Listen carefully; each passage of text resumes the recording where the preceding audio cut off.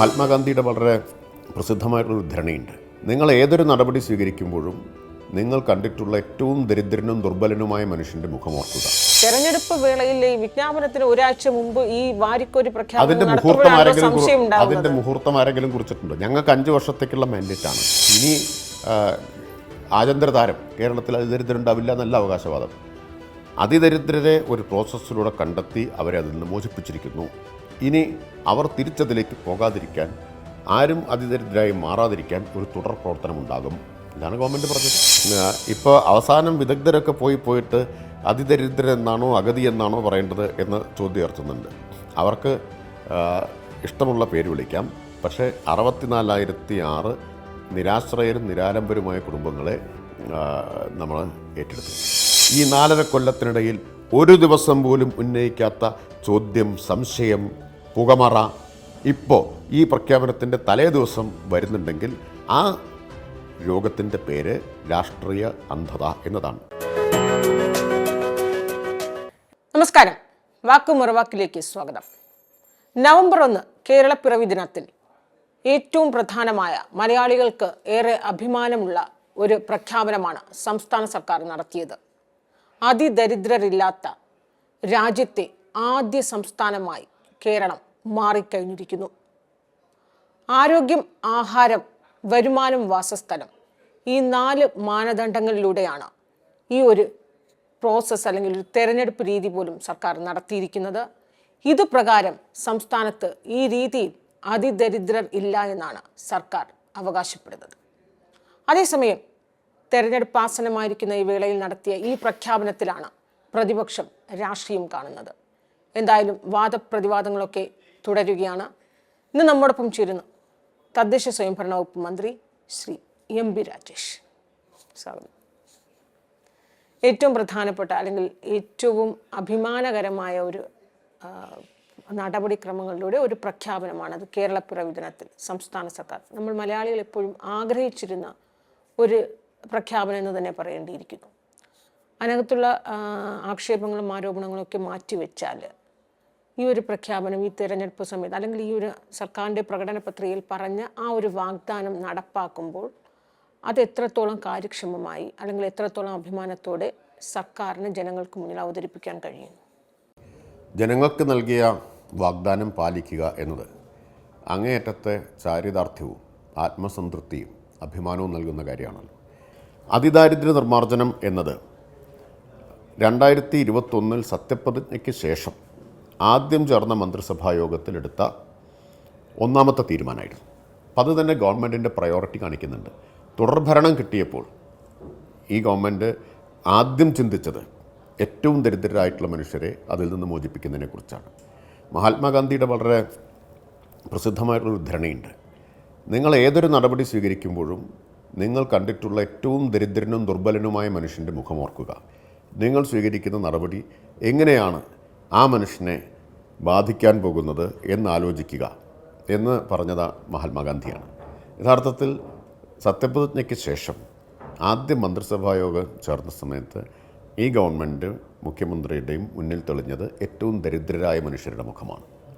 അപ്പോൾ ഒരു പദ്ധതി ആവിഷ്കരിച്ചു, ആ ക്യാബിനറ്റ് അതിന് അംഗീകാരം കൊടുത്തു. അന്ന് പത്രസമ്മേളനത്തിൽ മുഖ്യമന്ത്രി പ്രഖ്യാപിച്ചു 2021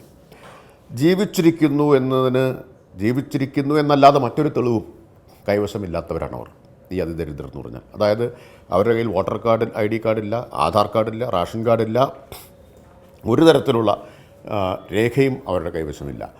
അസ്തിത്വം തെളിയിക്കാനുള്ള ഒരു രേഖ പോലും ഇല്ലാത്ത ആളുകൾ, ഏറ്റവും നിസ്സഹായരും നിരാലംബരുമായ മനുഷ്യർ, വേണമെങ്കിൽ അദൃശ്യരാക്കപ്പെട്ട മനുഷ്യർ എന്ന് പറയാം.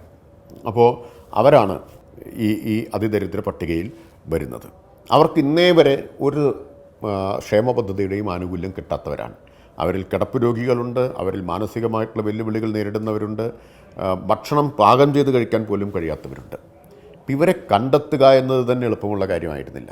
ഇവരെ ഈ 64,006 കുടുംബങ്ങളെ അതിദാരിദ്ര്യത്തിൽ നിന്ന് മോചിപ്പിക്കാൻ ഇന്ത്യയിൽ ഇതുവരെ സ്വീകരിച്ചിട്ടില്ലാത്തൊരു പുതിയ സമീപനം സ്വീകരിച്ചു. അത് മൈക്രോ പ്ലാൻ അധിഷ്ഠിതമായിട്ടുള്ള സമീപനമാണ്, സൂക്ഷ്മ പദ്ധതി. നമ്മളിപ്പോൾ രാജ്യത്തിൻ്റെ പഞ്ചവത്സര പദ്ധതി, വാർഷിക പദ്ധതി എന്ന് കേട്ടിട്ടുണ്ട്. സംസ്ഥാനത്തിനുണ്ട്, തദ്ദേശ സ്ഥാപനങ്ങൾക്ക് പദ്ധതിയുണ്ട്. പക്ഷേ ഇവിടെ ഓരോ കുടുംബത്തിനും പ്രത്യേകം പദ്ധതി ആവിഷ്കരിച്ചു. 64,006 സൂക്ഷ്മ പദ്ധതികൾ ആവിഷ്കരിച്ചു. ഈ 4 വർഷം കൊണ്ട് തദ്ദേശ സ്ഥാപനങ്ങളുടെ നേതൃത്വത്തിൽ ഈ മൈക്രോ പ്ലാൻ നടപ്പാക്കിയിട്ടാണ് ഇവരെ അതിൽ നിന്ന് മോചിപ്പിച്ചത്. ഈ രീതിയിൽ ഒരു സംസ്ഥാനത്ത് അല്ലെങ്കിൽ നാട്ടിൽ ദരിദ്രരെ നിർമ്മാർജ്ജനം ചെയ്ത് ദരിദ്രരെയല്ല അതിദരിദ്രരെ നിർമ്മാർജ്ജനം ചെയ്യുന്നു എന്ന് പറയുമ്പോൾ അത് അത്രയും സെൻസിറ്റീവായ ഒരു പ്രോസസ്സ് നടത്തുമ്പോൾ ഒരു തേർഡ് പാർട്ടി ഇതിനകത്ത് ഒരു ഇവാലുവേഷൻ നടത്തേണ്ടതല്ലേ? ഈ 4.5 കൊല്ലം എന്താണ് നടന്നത് എന്നത് ഇപ്പോൾ ഇവിടെ വ്യക്തമാക്കി. നമ്മുടെ ചോദ്യം ഉന്നയിച്ച പ്രതിപക്ഷത്തിനും വിദഗ്ധർക്കും ഇതിനെപ്പറ്റി യാതൊരു ധാരണയുണ്ടായിരുന്നില്ല. അവർ എന്താണ് ഈ 4.5 കൊല്ലം ഒരു ചോദ്യം ഉയർത്താതിരുന്നത്? എന്തുകൊണ്ടാണ് ചോദ്യം ഉയർത്താതിരുന്നത്? അവരാദ്യം ചോദിച്ച ചോദ്യം ആരാണ് അതിദരിദ്രരെ നിർണ്ണയിച്ചത് എന്നാണ്. പഞ്ചായത്തുകളിൽ നിന്ന് കിട്ടിയ ശുപാർശ പ്രകാരമാണോ സർക്കാർ തീരുമാനിച്ചത് എന്ന് പറഞ്ഞാൽ എത്രമാത്രം അവർക്ക് ധാരണയില്ല ഈ കാര്യങ്ങളെക്കുറിച്ചെന്നാണ്. കാരണം ലക്ഷക്കണക്കിന് ആളുകൾ ഇൻവോൾവായി, ഗ്രാമസഭയും ഉദ്യോഗസ്ഥരും ജനപ്രതിനിധികളും ഒക്കെ ചേർന്ന് നടത്തിയ ഈ പ്രക്രിയ അവർ മാത്രം അറിഞ്ഞില്ല എന്നാണ് ഇതിൻ്റെ അർത്ഥം. അതുകൊണ്ടല്ലേ അവർ ഇങ്ങനെയുള്ള അത്ഭുതപ്പെടുത്തുന്ന ചോദ്യമൊക്കെ ചോദിച്ചത്. അവർ ധരിച്ചു വെച്ചിട്ടുള്ളത് പഞ്ചായത്തിൽ നിന്നൊരു പട്ടിക എഴുതി കൊടുത്തു, സർക്കാർ അത് അംഗീകരിച്ചു എന്നാണ്. അങ്ങനെയല്ല എന്നും ഇത്രയും ദീർഘമായ ഇത്രയും സൂക്ഷ്മമായ പ്രക്രിയയിലൂടെയാണെന്നുള്ളത് പോലും മനസ്സിലാക്കാൻ അവർ മെനക്കെട്ടിട്ടില്ല. ഇപ്പം നമ്മളൊരു കാര്യത്തിൽ വിമർശനമൊക്കെ സ്വാഗതാർഹമാണ്. വിമർശനം ഉന്നയിക്കുമ്പോൾ വസ്തുതകൾ മനസ്സിലാക്കാൻ ശ്രമിക്കണ്ടേ? പ്രത്യേകിച്ച് വിദഗ്ധരാകുമ്പോൾ. പ്രതിപക്ഷത്തിന് പോട്ടെ എന്തും പറയാമെന്ന് വയ്ക്കാം, വിദഗ്ധരൊക്കെ ആകുമ്പോൾ ശ്രമിക്കുകയല്ലേ ചെയ്യേണ്ടത്. അതെന്നെ അക്ഷരാർത്ഥത്തിൽ അത്ഭുതപ്പെടുത്തിയത്. ഞാൻ ഇന്നലെ പത്രസമ്മേളനത്തിൽ പറഞ്ഞു അതാണ്. അപ്പോൾ ഇപ്പോൾ അവർ പറയുന്നത് ശരി, ഇനി ഇങ്ങനെയൊക്കെ നടന്നിട്ടുണ്ടെങ്കിൽ എന്തുകൊണ്ട് റിപ്പോർട്ട് പ്രസിദ്ധീകരിക്കുന്നില്ല? റിപ്പോർട്ടൊന്ന് വൈകുന്നേരം പ്രസിദ്ധീകരിക്കുകയാണ്. അവർ മനസ്സിലാക്കാത്ത കാര്യം ഇവരിതൊന്നും ശ്രദ്ധിക്കുന്നില്ല എന്നാണ് അർത്ഥം. 2023 നവംബർ 1 ഒരു റിപ്പോർട്ട് പ്രസിദ്ധീകരിച്ചിരുന്നു. നിങ്ങൾക്കെല്ലാം അത് കിട്ടിയിട്ടുണ്ട്. കേരളപ്പിറവി ദിനത്തിൽ കേരളീയത്തിൽ പ്രകാശനം ചെയ്ത റിപ്പോർട്ട് മാധ്യമങ്ങൾക്ക് മുഴുവൻ കിട്ടി. പൊതുമണ്ഡലത്തിലുള്ള റിപ്പോർട്ടാണ്. പല മാധ്യമങ്ങളും ആ റിപ്പോർട്ടിനെ ആസ്പദമാക്കിയിട്ട്, പ്രത്യേകിച്ച് ദേശീയ മാധ്യമങ്ങൾ വാർത്തകളും കൊടുക്കുകയുണ്ടായി. അതാണ്. അപ്പോൾ അതും ഈ വിദഗ്ധർ പരിശോധിച്ചിട്ടില്ല. എന്നാൽ അവർക്ക് അന്ന് ചോദ്യങ്ങൾ ഉയർത്താമായിരുന്നു. ഇന്ന് ഒരു റിപ്പോർട്ട് പ്രസിദ്ധീകരിക്കുന്നുണ്ട്. ഇത് പ്രഖ്യാപിക്കുമ്പോഴല്ലേ റിപ്പോർട്ട് പ്രസിദ്ധീകരിക്കുക. അവർ ഇന്നലെ ചോദിക്കുകയാണ് എന്താ റിപ്പോർട്ട് പ്രസിദ്ധീകരിക്കാത്തത്. ഇപ്പോൾ അതാ ഈ ചോദ്യം ചുരുങ്ങി. ആദ്യം നിങ്ങൾ എങ്ങനെ തിരഞ്ഞെടുത്തു എന്നായിരുന്നു. അതിന് വിശദമായ മറുപടി കിട്ടിയപ്പോൾ ഇനി എന്താണ് റിപ്പോർട്ട് പ്രസിദ്ധീകരിക്കാത്തത്? ഞങ്ങൾ റിപ്പോർട്ട് പ്രസിദ്ധീകരിക്കും, വെരിഫൈ ചെയ്യേണ്ടവർക്ക് വെരിഫൈ ചെയ്യാം, ഞങ്ങൾ റിപ്പോർട്ടിൽ ചൂണ്ടിക്കാണിച്ചിട്ടുള്ള കാര്യങ്ങൾ പരിശോധിക്കാം. അല്ല മിനിസ്റ്റർ, അപ്പോൾ ഈ ചോദ്യം അവിടെ നിൽക്കുകയാണ്. സാധാരണഗതിയിൽ ഇങ്ങനെ ഒരു സർവേ നടത്തുമ്പോൾ ഒരു എക്സ്റ്റേണൽ ഏജൻസിയുടെ ഒരു ഇവാലുവേഷൻ വേണ്ടതല്ലേ? നോക്കൂ, ഞങ്ങൾ ഏത് സർവേ, ഇവിടെ സർവേ അല്ലല്ലോ നടത്തിയത്. സർവേ മാത്രമല്ലല്ലോ, ഒരു സർവേയിലൂടെ മാത്രം കണ്ടെത്തിയതല്ല, സർവേയേക്കാൾ കുറ്റമറ്റ പ്രോസസ്സിലൂടെയാണല്ലോ ഈ അതിദരിദ്രരെ കണ്ടെത്തിയത്. അതെ. അല്ല, ആദ്യത്തെ ചോദ്യം ആര് കണ്ടെത്തി എന്നുള്ളതായിരുന്നു, സുതാര്യമല്ല എന്നായിരുന്നു. അതിന് പഴുതടച്ച മറുപടി വന്നപ്പോൾ ഇപ്പം പറയുന്നത് ഇവാലുവേഷൻ വേണ്ടേ. ഇവാലുവേഷൻ നടത്താമെന്നേ, നടത്തേണ്ടവർക്ക് നടത്താം. സാധാരണ ഒരു പ്രഖ്യാപനമൊക്കെ നടത്തി, വലിയ രീതിയിലൊരു പ്രഖ്യാപനം നടത്തുകയാണ്. നമ്മുടെ സംസ്ഥാനത്ത് അതിദരിദ്രരില്ല 64,006 കുടുംബങ്ങളെ കണ്ടെത്തി അവർക്ക് വേണ്ട രീതിയിൽ സർക്കാർ വേണ്ട രീതിയിൽ ഈ പറഞ്ഞ 4 കണ്ടീഷൻ സാറ്റിസ്ഫൈ ചെയ്യുന്ന രീതിയിൽ ഏറ്റെടുക്കുകയാണ്. അങ്ങനെ വരുമ്പോൾ, അങ്ങനെ ഒരു പ്രഖ്യാപനമൊക്കെ നടത്തുമ്പോൾ ഇതിൻ്റെ ഒരു മാനദണ്ഡമൊക്കെ അനുസരിച്ച് ഒരു തേർഡ് പാർട്ടി അല്ലെങ്കിൽ ഒരു എക്സ്റ്റേണൽ ഏജൻസി എങ്കിലും ഏതെങ്കിലും രീതിയിൽ അവർ സർട്ടിഫൈ ചെയ്യേണ്ടതല്ലേ? ഞാൻ പറഞ്ഞത് ആർക്കാണ്, ഞങ്ങൾ ആരുടെയും സർട്ടിഫിക്കറ്റിന് വേണ്ടിയിട്ടല്ലല്ലോ ഇത് ചെയ്തത്. ജനങ്ങൾക്ക് കൊടുത്തൊരു വാഗ്ദാനമല്ലേ. ആ വാഗ്ദാനം പാലിക്കുകയാണ്. എങ്ങനെയാണ് ഇത് നടപ്പാക്കിയത് എന്ന് വിശദമായ റിപ്പോർട്ടൊന്ന് വരും. ആ റിപ്പോർട്ട് വരെ ഇവരൊന്ന് ക്ഷമിക്കട്ടെ, ആ റിപ്പോർട്ട് ഇവരൊക്കെ ഒന്ന് പരിശോധിക്കട്ടെ. ഇപ്പോൾ അങ്ങ് പറയുന്നത് 64,006 പേരെന്ന് പറയുന്നത് ഒരു രേഖകളൊന്നുമില്ലാതിരുന്ന കുടുംബങ്ങളാണ്. 64,006.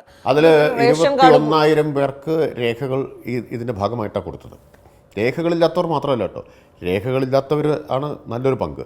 വീടില്ലാത്തവരുണ്ട്, വീട് വെക്കാൻ ഭൂമിയില്ലാത്തവരുണ്ട്. ഞാൻ അതിൻ്റെ കണക്ക് വിശദമായിട്ട് പറഞ്ഞതാണല്ലോ, അസംബ്ലിയിലും പറഞ്ഞതാണ്, പുറത്ത് പത്രസമ്മേളനത്തിലൊക്കെ പറഞ്ഞതാണ്. അപ്പോൾ അത്തരത്തിൽ ഈ 4 മാനദണ്ഡങ്ങളിൽ പെടുന്ന അല്ലെങ്കിൽ ഈ മാനദണ്ഡങ്ങളിൽ ഒന്നും തന്നെ പെടാത്തവർ ആരും ഇനി സംസ്ഥാനത്തുണ്ടാകില്ല എന്ന് ഉറപ്പിച്ച് പറയാം. നോക്കൂ, ദാരിദ്ര്യം, അതിദാരിദ്ര്യം എന്നൊക്കെ പറയുന്നത് എപ്പോഴും മാറിക്കൊണ്ടിരിക്കുന്നൊരു കാര്യമാണ്. അതിദാരിദ്ര്യത്തിലേക്കും ദാരിദ്ര്യത്തിലേക്കും പലരും വീണു പോകാം. കരകയറിയവർ തിരിച്ചു വീണ്ടും വീണു പോകാനുള്ള സാധ്യതയുണ്ട്. അപ്പോൾ അതിങ്ങനെ നിശ്ചലമായിട്ട് നിൽക്കുന്ന ഒന്നല്ല. അപ്പോൾ അതുകൊണ്ട് തന്നെ ഗവൺമെൻറ് അതിനെക്കുറിച്ച് നല്ല ബോധ്യമുണ്ട്. ഇന്ന് മുഖ്യമന്ത്രി നിയമസഭയിലും പറഞ്ഞ കാര്യം അതാണ്. ബഹുമാനപ്പെട്ട മുഖ്യമന്ത്രി തന്നെ പറഞ്ഞു, ഇനി ആരും ഇതിൽ നിന്ന് കരകയറിയവർ തിരിച്ചതിലേക്ക് വീഴുന്നില്ല എന്ന് ഉറപ്പുവരുത്താൻ ജാഗ്രത ആവശ്യമാണ്. പുതുതായിട്ടാരും അതിദരിദ്രരായിട്ട് മാറുന്നില്ല എന്ന് ഉറപ്പുവരുത്താനും ജാഗ്രത ആവശ്യമാണ്. ഇനി ആഭ്യന്തര താരം, കേരളത്തിൽ അതിദരിദ്രം ഉണ്ടാവില്ല എന്നല്ല അവകാശവാദം. അതിദരിദ്രരെ ഒരു പ്രോസസ്സിലൂടെ കണ്ടെത്തി അവരെ അതിൽ നിന്ന് മോചിപ്പിച്ചിരിക്കുന്നു. ഇനി അവർ തിരിച്ചതിലേക്ക് പോകാതിരിക്കാൻ, ആരും അതിദരിദ്രരായി മാറാതിരിക്കാൻ ഒരു തുടർ പ്രവർത്തനമുണ്ടാകും. ഇതാണ് ഗവൺമെൻറ് പറഞ്ഞത്. LDFിൻ്റെ പ്രകടന പത്രിക 2021 ആ പ്രകടന പത്രികയിൽ പറഞ്ഞിരുന്നത് 4.5 ലക്ഷം അതിദരിദ്രർ ഉണ്ടായിരുന്നു എന്നാണ്. ഈ 4.5 വർഷത്തിന് ശേഷം ഈ 4 ലക്ഷം പേരിൽ സർക്കാരിൻ്റെ കൈത്താങ്ങുണ്ടായി അവരെ 64,000 കുറഞ്ഞതാണോ? ഈ 4.5 ലക്ഷം പേര് എന്ന് പറഞ്ഞാൽ പലതരത്തിൽ സർക്കാർ പദ്ധതികളുടെ ആനുകൂല്യങ്ങൾ കിട്ടിയിട്ടുള്ളവരാണ്. ഈ 64,006 എന്നത് ഒരു തരത്തിലുള്ള സർക്കാർ പദ്ധതികളുടെയും ക്ഷേമ പദ്ധതികളുടെയും ആനുകൂല്യമില്ലാതെ എല്ലാ ഈ സിസ്റ്റത്തിന് തന്നെ പുറത്ത് ജീവിക്കുന്നവരാണ് എന്ന് നമുക്ക് പറയാം. അപ്പോൾ അവർ അതിദരിദ്രർ എന്നാണോ അവരെ പറയേണ്ടത്? അതോ അതിദരിദ്രരാണോ? അതോ അലഞ്ഞു തിരിഞ്ഞു നടക്കുന്നവരെ ഇല്ലാതാക്കി എന്നല്ലേ നമ്മൾ അവകാശപ്പെടേണ്ടത്? നോക്കൂ, വീടുണ്ട് പക്ഷേ വീട് വാസയോഗ്യമല്ല. 5,666 പേർക്ക് 2 ലക്ഷം വീതം കൊടുത്തത് വാസയോഗ്യമാക്കാൻ, റിപ്പയർ ചെയ്യാൻ വേണ്ടിയിട്ടാണ്. അലഞ്ഞു തിരിഞ്ഞ് നടക്കുന്നവർക്ക് വീടുണ്ടാവില്ലല്ലോ. ചിലർക്ക് ഭൂമിയുണ്ട് പക്ഷേ വീടില്ല, ചിലർക്ക് വീടുമില്ല ഭൂമിയുമില്ല, വാടകയ്ക്ക് താമസിക്കുന്നവരാണ്. അലഞ്ഞു തിരിഞ്ഞ് നടക്കുന്നവർ ഇതിനൊരു ന്യൂനപക്ഷമാണ്. അപ്പോൾ അങ്ങനെ വരുമ്പോൾ നമ്മുടെ ഈ അന്ത്യോദയ പദ്ധതിയുടെ കീഴിൽ വരുന്ന 6 ലക്ഷം പേരുണ്ട്. അത് നിയമസഭയിൽ തന്നെ മന്ത്രി GR ഉൾപ്പെടെയൊക്കെ പറഞ്ഞിട്ടുള്ളതാണ്. ആശ്രയ പദ്ധതിയുടെ കീഴിൽ 1 ലക്ഷം പേരുണ്ട്. അപ്പോൾ ഇവർക്ക് കിട്ടുന്ന അർഹമായ ആനുകൂല്യങ്ങൾ കേന്ദ്ര സർക്കാരിൻ്റെ കീഴിൽ നിന്നൊക്കെ തന്നെ ഇവർക്ക് ലഭിച്ചുകൊണ്ടിരിക്കുന്നു. അപ്പോൾ അതിദരിദ്ര 64,000 കുടുംബങ്ങൾ മാത്രമേ ഉള്ളൂ എന്ന് പറയുമ്പോൾ, അങ്ങനെ നമ്മൾ പ്രഖ്യാപിക്കുമ്പോൾ, AAY ആനുകൂല്യം എന്ന് പറഞ്ഞാൽ ഒരു സർക്കാർ പദ്ധതിയുടെ ആനുകൂല്യം കിട്ടുന്നതാണ്. ഇന്നേ വരെ ഒരു സർക്കാർ പദ്ധതിയുടെയും ആനുകൂല്യം കിട്ടാത്തവരെയാണ് ഇതിൽ ഉൾപ്പെടുത്തിയതെന്നാണ് പറഞ്ഞത്. അവർക്കാണല്ലോ പിന്തുണ വേണ്ടത്. ഒരു പിന്തുണയും കിട്ടാത്തവർക്കല്ലേ പിന്തുണ വേണ്ടത്. AAY ആനുകൂല്യം കിട്ടണമെങ്കിൽ റേഷൻ കാർഡ് വേണ്ടേ? റേഷൻ കാർഡ് പോലും ഇല്ലാത്തവരല്ലേ ബഹുഭൂരിപക്ഷം. അഗതികളെ അല്ലെങ്കിൽ നിരാലംബരായ ആൾക്കാരെ ഏറ്റെടുത്തു എന്നല്ലേ അതിനെ പറയുന്നത്? അതെങ്ങനെയാണ് ഈ അതിദരിദ്രരെ നിർമ്മാർജ്ജനം ചെയ്ത് നമുക്ക് അവകാശപ്പെടാൻ? ശരിയാണ്, ഏറ്റെടുക്കുകയാണ് ചെയ്തത്. അവർക്ക് വീട് ഉറപ്പാക്കി, അവർക്ക് ഭക്ഷണം ഉറപ്പാക്കി, അവർക്ക് രേഖകൾ ഉറപ്പാക്കി, അവർക്ക് വിദ്യാഭ്യാസവും ആരോഗ്യവും ചികിത്സയും ഉറപ്പാക്കി ഏറ്റെടുക്കുകയാണ് ചെയ്തത്. അപ്പോൾ ഒരു സർക്കാർ ഏറ്റവും ദരിദ്രരും നിരാലംബരുമായ മനുഷ്യരെ ഏറ്റെടുക്കുന്നു എന്നുള്ളത് ചെറിയ കാര്യമല്ലല്ലോ. അപ്പോൾ പറഞ്ഞു വരുമ്പോൾ നിങ്ങളും ഇത് തന്നെയാണ് സമ്മതിക്കുന്നത്, ഞങ്ങൾ പറയുന്നതാണ് സമ്മതിക്കുന്നത്. പിന്നെ ഇപ്പോൾ അവസാനം വിദഗ്ധരൊക്കെ പോയിട്ട് അതിദരിദ്രരെന്നാണോ അഗതി എന്നാണോ പറയേണ്ടത് എന്ന ചോദ്യം ഉയർത്തുന്നുണ്ട്. അവർക്ക് ഇഷ്ടമുള്ള പേര് വിളിക്കാം. പക്ഷേ 64,006 നിരാശ്രയരും നിരാലംബരുമായ കുടുംബങ്ങളെ നമ്മൾ ഏറ്റെടുത്തിരിക്കുന്നു. അതായത് അതിദരിദ്രരായ 64,000 കുടുംബങ്ങളെ കണ്ടെത്തിയെന്ന് നമ്മൾ ഈ അവസാന നിമിഷം പ്രഖ്യാപിക്കുമ്പോൾ, ഒരു തെരഞ്ഞെടുപ്പ് വേളയിൽ പ്രഖ്യാപിക്കുമ്പോൾ സ്വാഭാവികമായി ഉയർത്തുന്നൊരു ചോദ്യമാണ്, ഈ ഒരു പ്രോസസ്സിംഗ് നടത്താനായി ഇത്രയേറെ 4.5 വർഷം വേണ്ടി വന്നോ എന്നാണ്. അത് കാണിക്കുന്നത് എന്താ? കേവലം ഒരു പ്രഖ്യാപനമല്ല നടത്തിയതെന്നുള്ളതാണ്. ആ ചോദ്യത്തിൽ തന്നെ ഞങ്ങൾ നടത്തിയിട്ടുള്ള പ്രവർത്തനത്തിൻ്റെ ഗൗരവവും ശാസ്ത്രീയതയും അടങ്ങിയിട്ടുണ്ട്. കാരണം കേവലം ഒരു പ്രഖ്യാപനം നടത്താനാണെങ്കിൽ 4 കൊല്ലം വേണ്ട, ശരിയാണ്.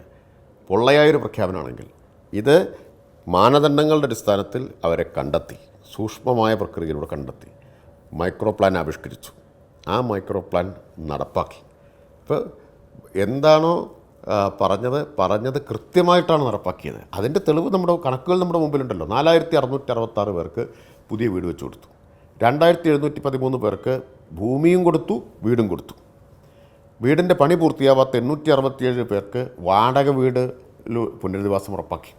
പിന്നെ 20,840, ഞാൻ ഓർമ്മയിൽ നിന്നാണ് പറയുന്നത്, 20,848 പേർക്ക് നമ്മൾ ഭക്ഷണം ഉറപ്പാക്കി. അതിൽ 18,348 പേർക്ക് ഭക്ഷണ കിറ്റും 2,220 പേർക്ക് പാകം ചെയ്ത ഭക്ഷണം. നിങ്ങൾ ഓർക്കണം, റെഗുലറായി പാകം ചെയ്ത ഭക്ഷണം എത്തിച്ചു കൊടുക്കുകയാണ്.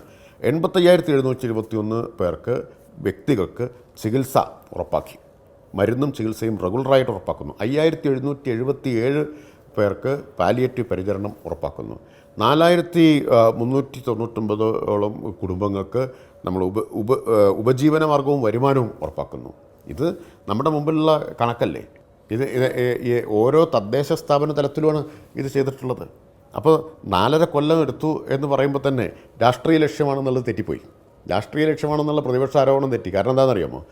അന്ന് പ്രഖ്യാപിച്ചിട്ടുണ്ട് 2021 നവംബർ 1 ഞങ്ങൾ ഈ ലക്ഷ്യം കൈവരിക്കാനുള്ള സമയമായിട്ട് കാണുന്നത്. നവംബർ 1 കേരളത്തെ മോചിപ്പിക്കും അതിദാരിദ്ര്യത്തിൽ നിന്ന് എന്ന് പ്രഖ്യാപിച്ചു 2021. അത് പഞ്ചായത്ത് തിരഞ്ഞെടുപ്പ് വരുമെന്ന് വെച്ചിട്ടാണോ ഈ പ്രഖ്യാപനം നടത്തുന്നത്? രാഷ്ട്രീയ ലക്ഷ്യം ആർക്കാണെന്നറിയാമോ? പ്രതിപക്ഷത്തിനും വിദഗ്ധർക്കുമാണ്. അതുകൊണ്ടാണ് ഈ 4.5 കൊല്ലം ഇതൊന്നും അറിയാതിരുന്ന ആളുകൾ, അല്ലെങ്കിൽ ഞാനൊന്നും അറിഞ്ഞില്ലേ രാമനാരായണ എന്ന മട്ടിലിരുന്ന ആളുകൾ പെട്ടെന്ന് ഇന്നലെ രാവിലെ ഉറക്കത്തിൽ നിന്ന് ഞെട്ടി എഴുന്നേറ്റുന്നത് പോലെ ഇവരെങ്ങനെ കണ്ടെത്തി, ഇവരാരാണ്, നിങ്ങൾ എന്ത് ചെയ്തു എന്നൊക്കെയുള്ള ചോദ്യം ചോദിക്കുന്നത്. ഈ 4.5 കൊല്ലം എത്രയെത്ര രേഖകൾ വന്നു, എത്രയെത്ര മനുഷ്യർ ഈ പ്രവർത്തനങ്ങളിൽ ഈ നാട് മുഴുവൻ നടന്നുകൊണ്ടിരുന്നു. അപ്പോഴൊക്കെ ഇവരെവിടെയായിരുന്നു? ഉറങ്ങുകയായിരുന്നു. അന്നൊന്നും ഉയർത്താത്ത ചോദ്യങ്ങൾ, അന്നൊന്നും ഉണ്ടാകാതിരുന്ന സംശയങ്ങൾ ഇന്നലെ ഉറക്കത്തിൽ നിന്ന് ഉണർന്നപ്പോൾ അവർക്കുണ്ടായിട്ടുണ്ടെങ്കിൽ ആ ചോദ്യത്തിൻ്റെ പിന്നിലുള്ളത് സങ്കുചിത രാഷ്ട്രീയം മാത്രം. ഒരു പ്രഖ്യാപനം ഉണ്ടാകുന്നതിന് മുന്നോടിയായി വലിയ രീതിയിൽ സംസ്ഥാനം പ്രഖ്യാപനമൊക്കെ നടത്തുന്നു. അപ്പോൾ അതിൻ്റെ മുന്നോടിയായുള്ള വാർത്താ സമ്മേളനം വരുന്നു. അപ്പോൾ സ്വാഭാവികമായും ഈ പൊതുസമൂഹത്തിൽ നിന്ന് വിദഗ്ധരൊക്കെ തന്നെ, ആ സാമ്പത്തിക വിദഗ്ധർ അല്ലെങ്കിൽ ആ മേഖലയെ കൈകാര്യം ചെയ്യുന്നവർ സ്വാഭാവികമായും ചില സംശയങ്ങൾ ചോദിക്കില്ലേ? അതിനെ അങ്ങനെ രാഷ്ട്രീയമാണെന്ന് നമുക്ക് പറയാമോ? അല്ല, ഈ വിദഗ്ധർ ഏറ്റവും ചുരുങ്ങിയ എക്കണോമിക് റിവ്യൂ എങ്കിലും വായിച്ചു നോക്കണ്ടേ? 2022, 2023, 2024 ഒക്കെ നിയമസഭയിൽ അവതരിപ്പിച്ച എക്കണോമിക് റിവ്യൂവിൽ ഇതിൻ്റെ പുരോഗതി വിവരിച്ചിട്ടുണ്ടല്ലോ. വിദഗ്ധർ അത് വായിക്കാത്തവരാണോ? ഈ പ്രതിപക്ഷം നിയമസഭയിൽ അവതരിപ്പിക്കുന്നതല്ലേ എക്കണോമിക് റിവ്യൂ? എല്ലാ MLA-മാർക്കും കിട്ടുന്നതല്ലേ? അപ്പോൾ ഇന്നേ വരെ ഈ 4.5 കൊല്ലത്തിനിടയിൽ ഒരു ദിവസം പോലും ഉന്നയിക്കാത്ത ചോദ്യം, സംശയം, പുകമറ ഇപ്പോൾ ഈ പ്രഖ്യാപനത്തിൻ്റെ തലേ ദിവസം വരുന്നുണ്ടെങ്കിൽ ആ രോഗത്തിൻ്റെ പേര് രാഷ്ട്രീയ അന്ധത എന്നതാണ്.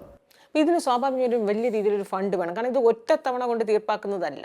അതിന് കൃത്യമായൊരു സ്ഥിരമായൊരു ഫണ്ട് വേണം. കാരണം അതിങ്ങനെ നിരന്തരം കൊടുത്തുകൊണ്ടേയിരിക്കുന്നതാണ്. ഇതിൻ്റെ ഒരു ഫണ്ട്, ഇതിൻ്റെ ഒരു വിഭവ കഴിഞ്ഞ 3 വർഷമായിട്ട് ആദ്യത്തെ 2 വർഷം 50 കോടി വീതവും ഈ നടപ്പ് വർഷം 60 കോടിയും ഇതിലേക്ക് ഗവൺമെൻറ് വകയിരുത്തിയിട്ട് ബജറ്റിലൂടെ വകയിരുത്തിയിട്ടുണ്ട്. അതിന് പുറമെ തദ്ദേശ സ്ഥാപനങ്ങളുടെ പ്ലാൻ ഫണ്ട് വിനിയോഗിക്കാനുള്ള അനുമതിയുണ്ട്. തദ്ദേശ സ്ഥാപനങ്ങൾ അവരുടെ പ്ലാൻ ഫണ്ട് കൂടി വിനിയോഗിച്ചിട്ടാണ്.